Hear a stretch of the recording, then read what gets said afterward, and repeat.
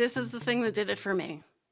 So Jaak Panksepp, the father of affective neuroscience, proposed a model of human emotion that said there are 7 primary process emotions. And what I did was turn this into a metaphor of like a floor plan. Let's say each of the emotional primary process emotions is a space that you can be in your brain. And some of them are closer to each other than others are. So one of the spaces is the lust space. Broadly, there's sort of 2 categories. There's the pleasure favorable spaces and the pleasure adverse spaces. The pleasure adverse spaces are easy to talk about.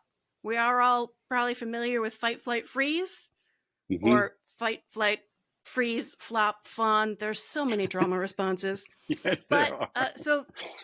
Well, when you're in those spaces, when you're in the rage space, which is fight, your brain, as a mammal, your brain is interpreting something in the world as a stressor that you are most likely to get rid of by destroying it.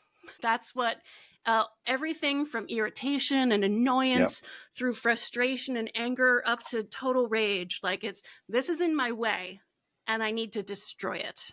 Right? It's not a space where it's going to be easy for you to get from that state of mind into the lust space. That space is usually pretty far away from the lust space. And can we agree that if your body's motivation is, I want to destroy my partner, that's not a space to be engaging sexually together, right? No. Yeah. Okay, good. So then there's flight, which is fear, the fear space. Everything from slight worry, fear, up through terror, right? And anxiety also lives in the fear space.